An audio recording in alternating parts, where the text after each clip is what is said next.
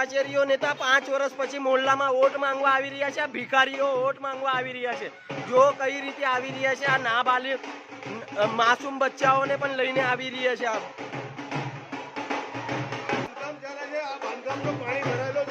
બાંધકામનું પાણી નથી અહીંયા.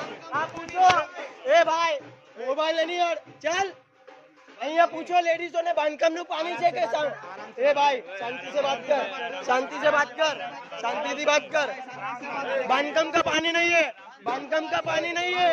बांधकाम का एसएमसी में इंक्वायरी करो. बांधकाम का पानी नहीं है, बांधकाम का पानी नहीं है.